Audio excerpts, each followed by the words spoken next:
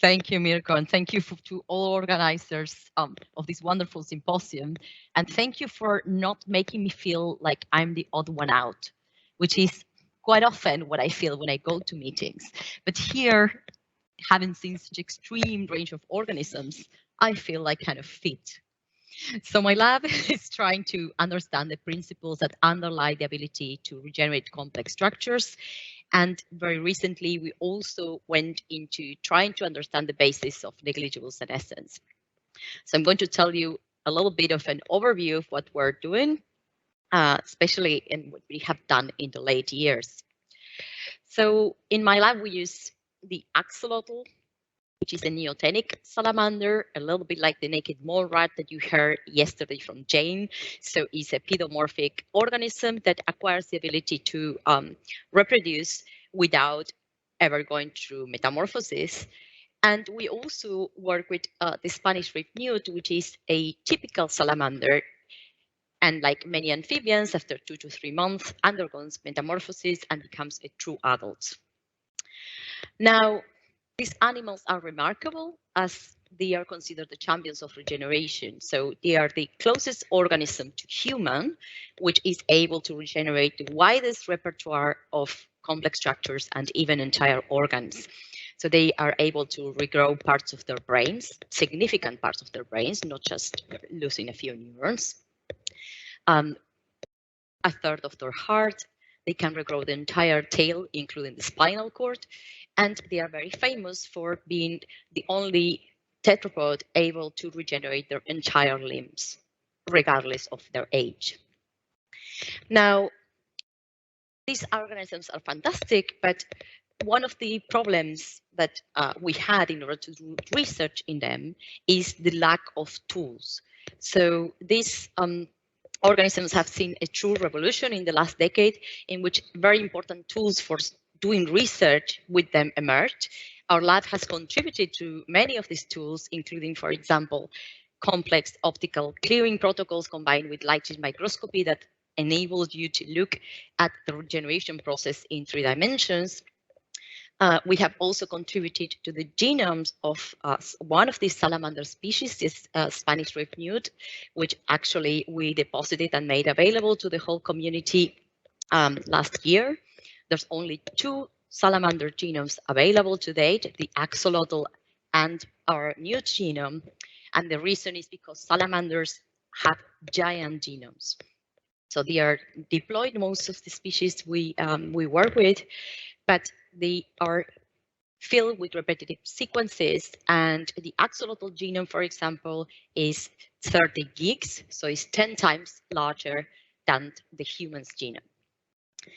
And in the case of the Pleurodillis as well, is a giant genome, is about 20 gigabases, and we have recently assembled it into chromosomes. We have now the giant genome of the best quality of all genomes known, and has recently enabled us through collaboration with Maria Tosches, for example, to describe the first single cell atlas for the brain of the Spanish rift newt, which is very important for understanding the evolution of the telencephalon, as well as the capabilities for regeneration of those brains. Now, in my lab, we're interested in 2 very important aspects that characterize these organisms. First, the extreme regenerative abilities, and this one of the main features is this important control of cellular plasticity that underlies many of the organ regeneration processes that these animals are capable of. So this mainly includes dedifferentiation and transdifferentiation of adult cells at a site of tissue loss. So instead of relying mainly on stem cells like mammals would, these animals are really good at turning back cells which are mature and differentiated into form progenitors of limited potential. So it's not like iPS reprogramming, but they turn them back to the point that they retain a memory of what they were, and they can generate more of the exact tissue that was missing. And not only this, but they are able to do this throughout their lives. You can take a geriatric newt and remove, for example, a part of the eye, the lens of the eye, and it will completely regenerate it from scratch, even a 30-year-old newt, which is a geriatric newt, basically. So these are very remarkable properties. And another yet even equally remarkable property that they have is that so far in salamanders, there are no reports of age-related decays. They are considered species of true negligible senescence, and this means negligible senescence in the sense that we define it, and the whole aging field defines it, which means they are complete outliers. So you have salamanders of lifespans estimated over 100 years, because we cannot really do the experiments to determine their age.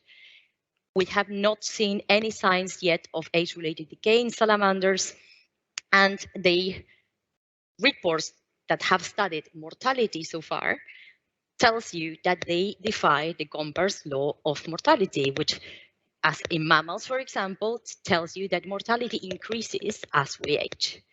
This has not been seen in salamanders. Now, in our lab, we're also interested in whether the extreme regenerative abilities that are exhibited by these animals could contribute to this aspect, remarkable aspect of withstanding aging. And one of the reasons we're interested in this is because we see that during regeneration, there's an important regulation of, oh, sorry, is there a technical? Oh, sorry. Oh, okay.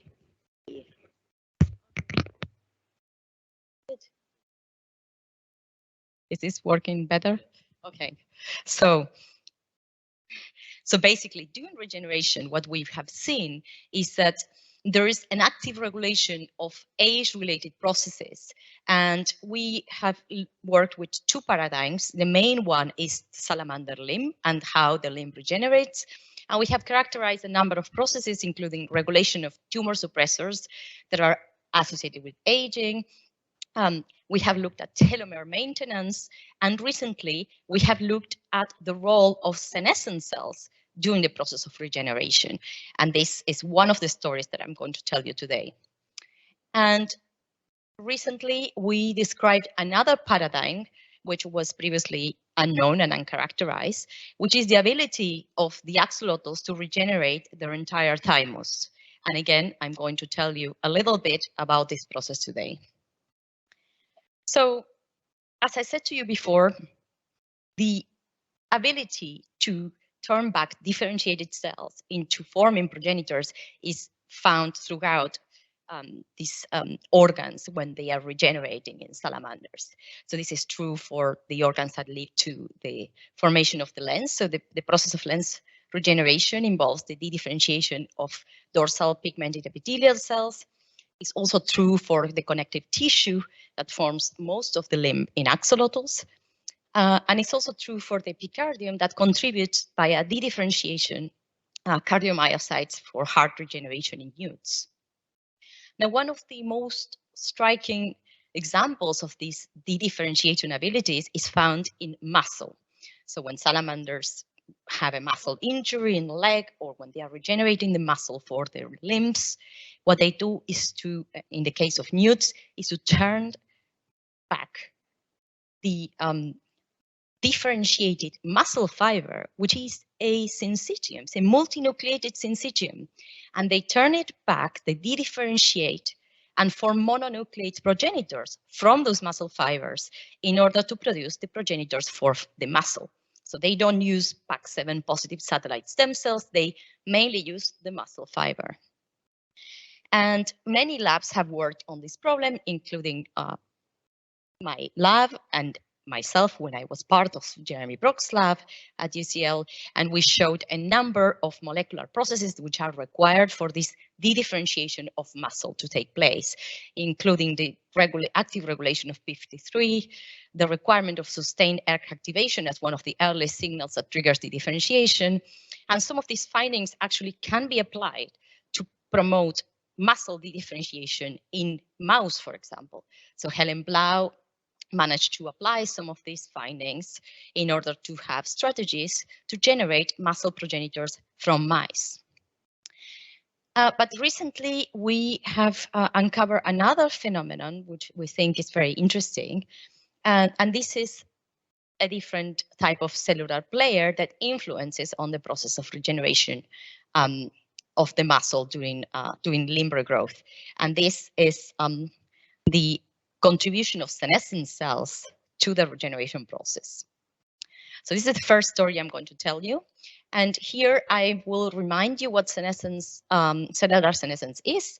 This is a process that is heavily controlled. It's equivalent to apoptosis, but the cells which respond to stress, they don't go into cell death. They just undergo a permanent cell cycle arrest and acquire a number of phenotypic changes, including the ability to secrete a range of compounds, including cytokines, growth factors, matrix remodeling proteins, which collectively is called the SASP, the senescence associated secretory phenotype. So basically these cells, they don't die, they remain there and become secretory machineries. So it's quite likely that they can impact on the microenvironment. Because of that, I became interested in this problem and I asked whether senescent cells could be appearing during regeneration and to wonder what their functions were. So a long time ago, we described that senescent cells are recurrently induced during regeneration. They are present at key stages and eventually they disappear. They are mainly cleared by the immune system, in particular the macrophages, which are these purple dots that you see there, so that the limbs after regeneration are devoid of senescent cells. Now, these findings were very important in two ways. So first, because they reported one of the most efficient senescent cell clearance systems that we know. And in fact, we also described that salamanders throughout age do not accumulate senescent cells. And this is very striking because most mammals, including us, we do accumulate senescent cells as we age, and this has recently been associated with a number of age-related disorders. And also, recent research suggests that if you eliminate these senescent cells in mammals as they age, this ameliorates a number of age-related conditions. And this is very funny because it's exactly what the salamander does naturally. So we think salamanders provide us with a system in order to study how senescent cells can be efficiently eliminated. But the story I'm going to tell you today pertains another interesting aspect that relates to these findings, which is that perhaps these senescent cells that are induced during regeneration could be doing something positive and be part of the process. And we hypothesized together with others in the field that transient cellular senescence could potentially play some beneficial roles. Indeed, we had shown already that senescent cells can contribute to developmental processes in salamanders. And this is in contraposition with the chronic senescence that appears during aging. And since we reported this first induction of senescent cells during the regeneration process, many labs have also seen this, so we think this is a common phenomenon. But no one really knew exactly how senescent cells could be participating in regeneration. And here, there's two talented researchers in my lab, Jinghao Yu and Hannah Walters, a PhD student and a postdoc in my lab, decided to tackle this. And I'm going to be very brief with this set of results, but I'm try to simplify what is a huge story. But what we've done is to find ways of eliminating senescent cells. We have 4 different ways in which we can eliminate senescent cells from these limbs as they are regenerating. And what we see is a notable delay in regeneration. There's an impairment in the formation of the blastema, which is the bag of dedifferentiated progenitors. And this delay correlates with the decrease that we achieve targeting senescent cells, and the decrease it coincides with the decrease in the proliferation capacity of these progenitors. And we have done a converse experiment. So instead of eliminating senescent cells, we can add more senescent cells, and then we achieve the opposite effect. So if we have more senescent cells, we accelerate regeneration and we accelerate the proliferation of these progenitors. Now, obviously wanted to know how senescent cells could be acting in this way, and what we did then was to devise ways. So using a nanoparticle system that targets specifically senescent cells, we isolated the senescent cells from the in vivo context from each of these interesting regeneration stages and looked at the heterogeneity as well as the characteristics of the senescent cells. And here we uncovered that the majority of senescent cells that arise during regeneration are either connective tissue or macrophage, and they don't appear all together in the same proportions during regeneration. Connective tissue is the predominant type of senescence you find at the early stages, and this eventually is replaced by the preponderance of macrophages which undergo senescence, which we think coincides with the fact that senescent cells attract macrophages. The macrophages actually mediate their clearance, and they can acquire some of the RNA products from senescent cells, as well as some of them could undergo senescence themselves. But basically, this is with the single cell study, we corroborated that these cells are indeed exhibiting all the features of senescence, including strong cell cycle arrest, including defects in ribogenesis and RNA processing, expression of beta-galactosidase, many tumor suppressors, and other senescent cell traits. So knowing that these cells are indeed senescent, we went on to characterize their phenotype in terms of what they are secreting to their media, to the regeneration environment. And here we found that senescent cells are very good at secreting specific Wnt ligands. And this is something that we explore further, and we basically show that through the secretion of the Wnt ligands, senescent cells are able to promote the proliferation of progenitor cells, as well as preventing the senescent cell induction of those progenitors. And this, again, is a story that we have available in bioRxiv, so I'm not going to expand too much, but I'm happy to discuss later. But what I would like to mention now is that this led us to also look at the effect of senescent cells on the differentiation. And here, as I told you, one of the key paradigms to study the differentiation in salamanders is the muscle in the newt. And what we can do is genetically label that muscle. For example, the nuclei. So all the nuclei that are within the fiber, so not in potential satellite stem cells, only the differentiated nuclei is labeled. And what we can then do is expose this muscle to different levels of senescent cells, amputate through, and look at what happens during regeneration. So this, what you're seeing here, is the two limbs, one of which has received an implantation of normal proliferating cells. The other one has received an implantation of additional senescent cells, and you can see an acceleration of the regeneration process in that limb. But what we wanted to do as well is to quantify the progenitors from these muscle fibers, whether those had been amplified by the presence of senescent cells. So this is a section of a limb that you see here, and you can see, hopefully, these green dots, which are the progenitors that derive from the muscle fiber.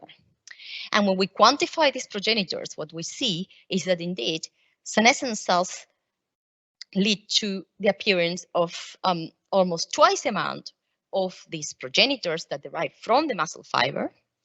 And there's no significant differences in the cycling of those progenitors. So we think that for muscle fibers, senescent cells are promoting directly their dedifferentiation.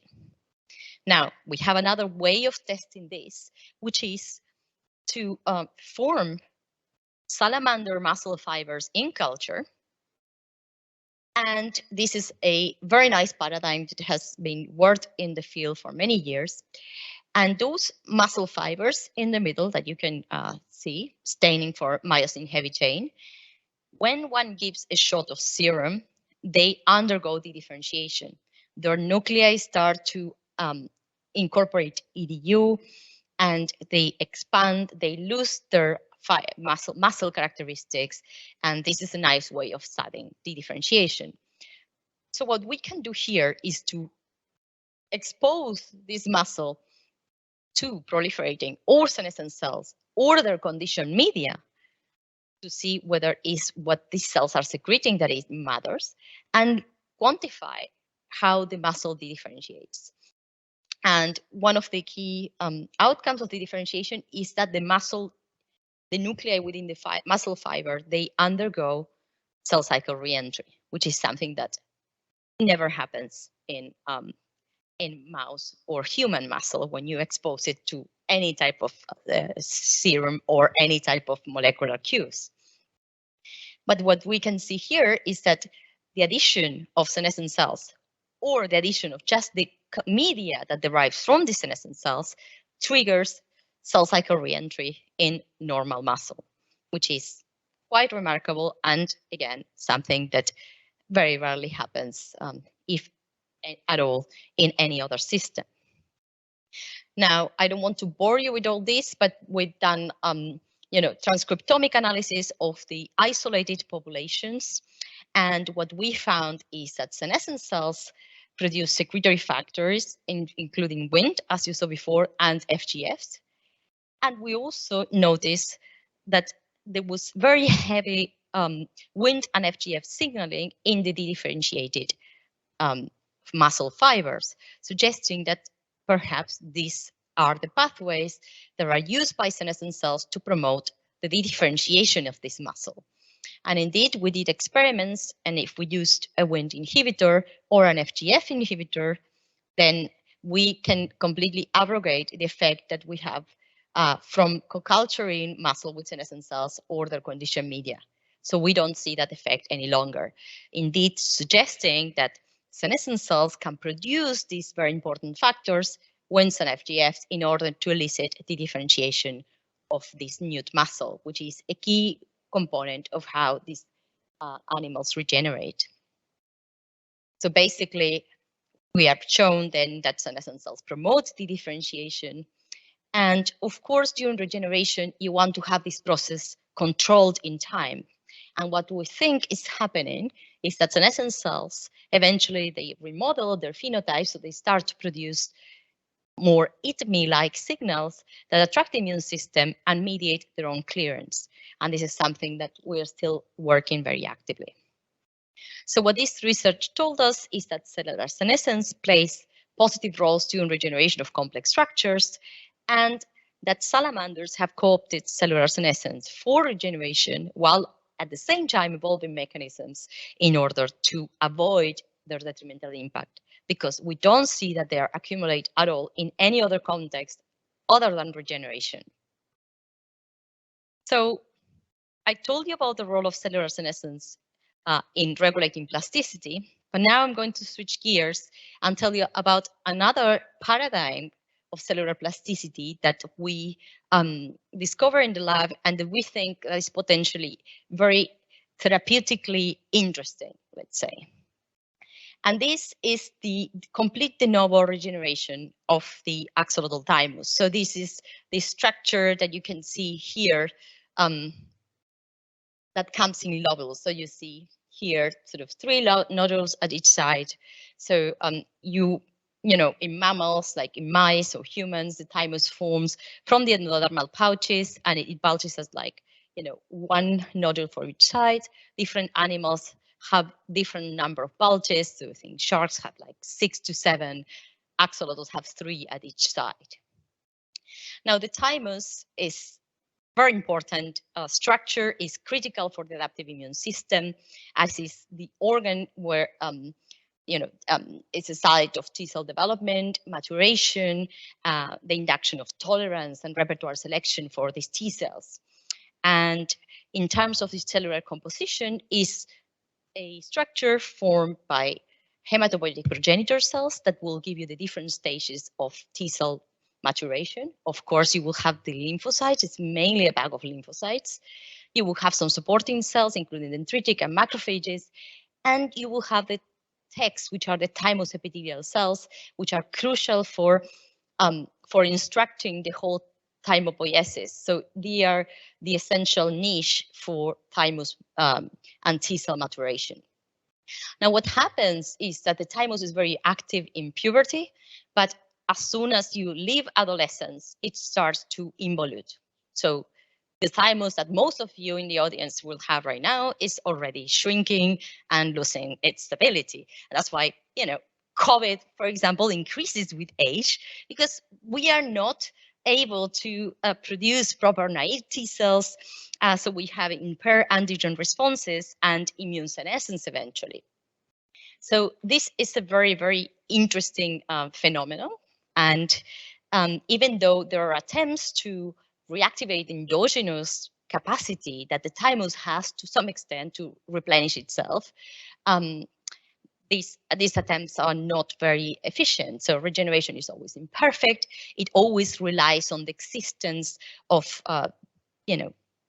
tissue in advance and that the tissue is healthy and capable. And eventually all strategies lead to thymus involution. However, here's where the salamander comes. So far, we don't know of any organism that can regenerate its thymus. But we discovered that the axolotl is able to do that. So this is how the thymus looks like in an in vivo bright image in the axolotl. Here is what it looks like in a 3D reconstruction of the axolotl head. The thymus is formed by these 3 lobules that sit bilaterally at the base of the gills.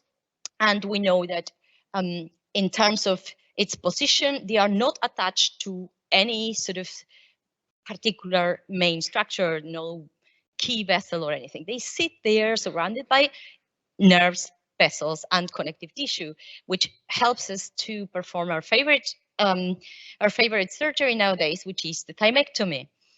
We have a transgenic line that enables us to visualize the thymus. And as you can see, we are able to completely remove the nodules and the connective tissue surrounding. It's very, very easy. And as you can see, in this other set of stacks, we can remove absolutely everything in the thymectomized side, which is at the left, and the control sides at the right. And we completely remove absolutely everything.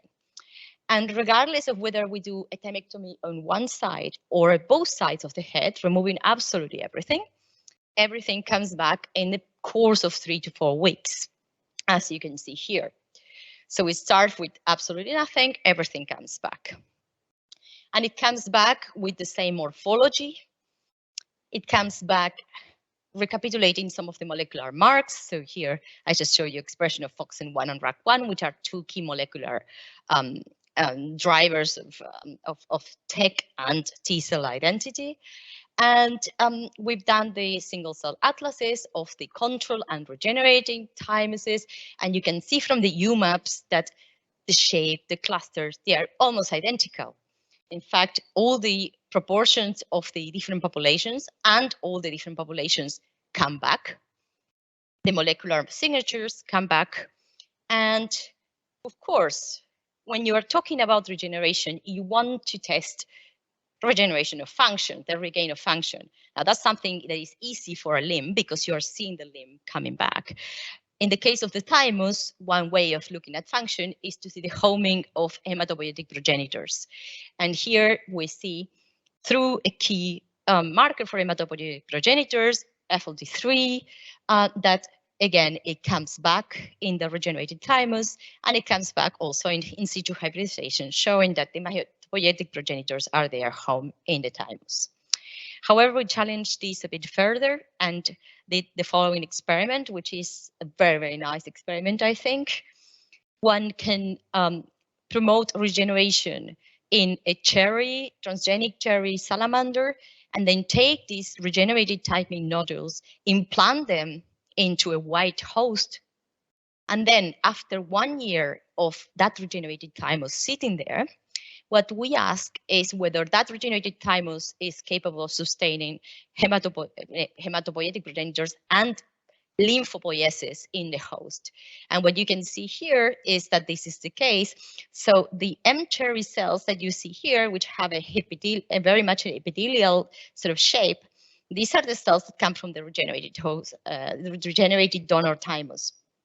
But when you see the lymphocytes, the ones labeled with CD3, the ones yellow here, what you can see is that the lymphocytes are not cherry. These are the white lymphocytes. So basically, you are seeing a number of lymphocytes that come from the host could only be there in those numbers through the lymphopoiesis, promotion by the regenerated thymus. So we know that the thymus regenerates and that the thymus is functional, this thymus that regenerates. But obviously the question is, how do you regenerate an organ from scratch? And in this case, I'm not going to give you all the answers today. I'm just going to show you a sneak peek, but we can discuss later too. What I want to remind you is that the thymus during embryogenesis arises from the pharyngeal pouches from the endoderm, which in the kind of like grown-up salamanders are not there anymore. They are just not. We don't have pharyngeal pouches. We don't have thymic remnants that act as scaffold, and there are no obvious sources of cells. So there are no FOXN1 populations outside the salamander thymus. And in order to solve this question, which is very, very tricky and difficult, and we're still working on it actually, what we did was to perform a single cell analysis at the transcriptome level for all these different regeneration stages. And when we did this analysis, we started to look at interesting pathways that were popping up at key regeneration stages, one of which is one that has been rarely associated with anything related to thymus, which is called MIDKINE. So MIDKINE is a heparin binding transcription factor, which signals mainly through proteoglycans and tyrosine receptors, including the PTPRC, which is the most specific MIDKINE receptor. And we kind of were very excited about these pathways because we see that it's one of the earliest pathways that turns on after thymectomy. So it's there from already 24 hours after thymectomy. And the other thing that was interesting is that the group of Doug Melton at Harvard had recently published a paper suggesting that MIDKINE controls the formation of the wound epithelium during limb regeneration in salamanders.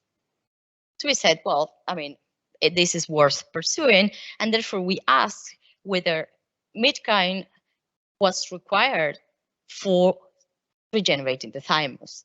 And here we use a specific inhibitor for MIDKINE that was described at Doug's lab, and use this inhibitor to basically treat the animals as they regenerated their thymus for the entire period, or just for the first week. The first week that we think is critical for setting up this thymus regeneration process. And we saw that with both treatments, even the one that you just treat for the first 7 days, we get almost no thymus regeneration. So this defines MIDKINE as necessary, critical actually for thymus regeneration. And it's interesting because it has not yet been linked to regeneration in any other system in mammals. So that's kind of very, very interesting to us. Now, as time is running, I would like to switch gears a bit now and tell you about something you might have been wondering as I was telling you that the thymus regenerate. Does the thymus involute in salamanders? And the answer to this, although we don't have the full answer yet, and this is very common, you always hear me saying, but it's very common when you work with salamanders. So far, we have not been able to see signs of involution, at least in the way that we see in mammals happening in salamanders. So here you see a thymus up to 4 years. It keeps growing and is morphologically fine. And we developed an ultrasound technique to look at the thymus in salamander cohorts without the need of opening them up, basically, just like you would do with a baby. And what you see is that we managed to image the thymus in animals up to 6 years old, and still saw signs that this thymus is not involuting. Now, this a 6-year-old salamander, in this case, is an axolotl, so a 6-year axolotl, which has an average lifespan of around 13 years. It would be something an equivalent to a 40 to 50-year-old human, I suppose. Still no signs of involution, so that's quite striking already. And what we're doing now is to build a multi-ohm landscape of thymus across lifespan. So this will be doing with single cell analysis as well as chromatin accessibility. So we hope to extract a lot of very interesting information from this. So, of course, a question that arises is whether the lack of involution is related to the extreme regenerative abilities, and whether this could have something to do with these animals' striking characteristic of resisting aging. So another thing that we recently started to do in my lab is to probe the hallmarks of aging in the axolotl. And I should clarify why the axolotl. Well, because it's one of the salamanders that has the shortest lifespan, at least reported. I would say it's 13 years old, but in our colony, we have animals going on beyond 20. So it's a very similar comment to what you heard yesterday from Jane Resnick. So if you keep them well, we don't know how long they can actually live, but they really exceed the lifespan reported in the unaged database. But what I will tell you is what is very important is that in our colony in Dresden, we have representatives of the full lifespan. This is very, very rare to find in any colony because these animals usually they get retired around 5 years of age just because of they are very costly for maintenance. But we have the fortune that we have whole representatives of these animals in Dresden. The axolotl is also genetically genetically tractable, and we have a number of tools, much more than for any other salamander. So that's another kind of important point. And we feel that we can really do this study now. So I already told you we started to look at thymus involution. So far, it's not happening as it happens when mammals age. We are expanding, of course, this research. We have already seen lack of senescent cell accumulation from 1 to up to 20-year-old salamanders. Again, we don't see senescent cell accumulation in the typical organs that you would see accumulation in mammals. We have looked at telomere biology and whether telomere attrition occurs in salamanders and in case in the axolotl. And what we've seen so far, I show you 2 representative structures. There are no signs of telomere attrition in these animals, so telomeres are not shortening in these tissues with age. We have now already generated the first telomerase mutant in axolotls, and we'll see whether we do manage to get an aging model in salamanders. And recently, we started to look at epigenetic modifications, and we have a nice collaboration with Altos Labs looking at the epigenetic landscape in salamanders as they age and see whether they recapitulate some of the features of epigenetic aging that we see in mammals. And finally, we also got very nice support from the FK in order to build the bulk and multi-ohm landscape of aging and regeneration for a few key organs in the axolotl. So what we hope to do with all this is to tackle the interplay between regeneration and aging, and perhaps reach a bit of a knowledge base to understand the basis of negligible senescence. So with that, I would like to thank you for listening. I would like to thank the members of my lab, and particularly the ones that are here highlighted in green and yellow, and our collaborators who are here listed on the right. Our funding support, which is obviously critical, and of course, all of you for listening and having me here.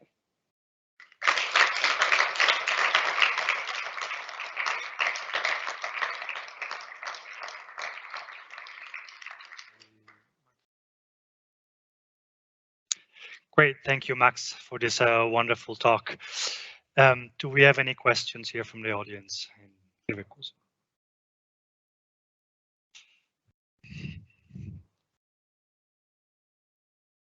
Possibly a very stupid question, but these animals can regenerate, right? They don't age. They survive these experiments. Why do they die at all?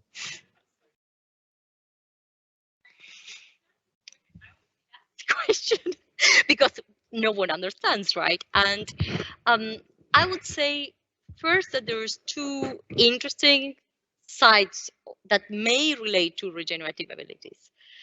The first one I would say is very easy to grasp. So when you amputate an arm of a salamander and you amputate your arm, you will just die bleeding, right?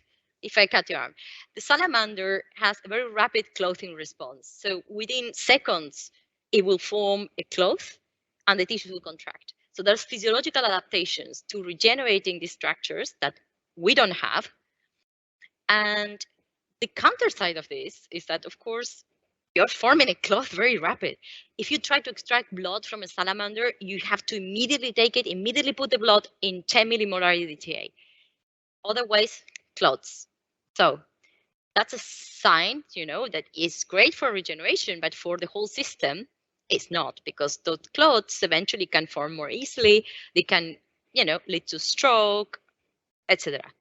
Quite often, when there's this type of surgeries, you see, if you do it in, say, 20 salamanders, you will lose a couple that next day are just floating upside down. And it's hard for us to look at clot formation and where, what happened with the animal, where the clot obstructed, like a major artery, etc. But, that's, we think, is one of the counter sides of regeneration. The other interesting thing is that we think they have a very different immune system. And this, while might be related to regeneration, potentially aging, maybe it's less inflammatory, maybe it's more based on adaptive, on innate immunity than adaptive, for example, it also makes these animals very prone to bacterial and fungal infections. So they are very, very sensitive to this type of pathogens. So that's another side of things. And that's as much as I can tell you, right?